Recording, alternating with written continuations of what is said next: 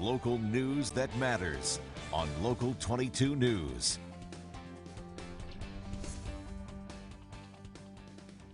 At this place in history, we're in Shrewsbury Center with Executive Director of the Vermont Historical Society, Steve Perkins. Steve, what brings us here? We have a quintessential Vermont view right over our shoulders here. So this is the old Stephen Gleason Tavern, welcoming visitors to Shrewsbury from over 200 years ago, and as part of the Maple Crest Farm, which has been in the Smith family for, again, generations. So Donna Smith, who's part of that family, is going to talk to us about both the farm and the tavern.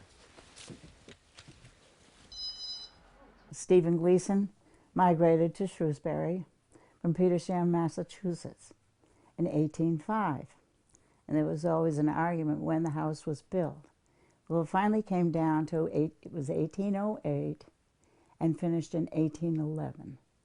And the bricks were all made right here. It's a very unique house when you look at it from the front. And it's two entrances. Which one will I go in? Why is it designed that way? Well, it was designed that way to begin with because it was a tavern, but also the three front rooms and the brick part and the hall were functional rooms. One was a tavern, one was a little store, and we are sitting in what was known as the post office, which was the first post office in the town of Shrewsbury. How long did this operate as a tavern? Not long. Not long. No, they lost the license because the town went dry. In 1835. The Gleasons were this first generation, and Stephen Gleason, second, his son, H.C. Gleason, owned 3 cheese factories, one of which the foundation still exists beyond the Long Red Barn.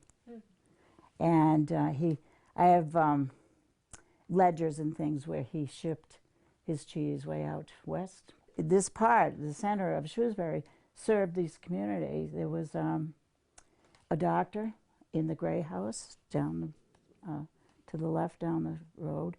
There was a carriage and wheel shop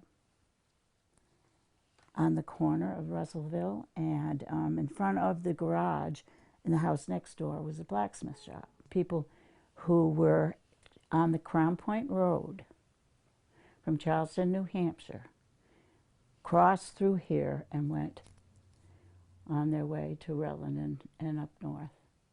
And it was in 1835 that everything moved down to Cuttingsville because a train went through. So this was the original center of town. Yes, it was. On that historic road, pre-revolutionary road that connected. Yeah. I mean, it was the wilderness of the time. That's right, yeah. After ending the dairy operation in the 80s, the Smith Maple Crest Farm is now known for its grass-fed beef, its sugaring operation, producing 5,000 gallons each year, and for welcoming guests as a bed and breakfast at this place in history.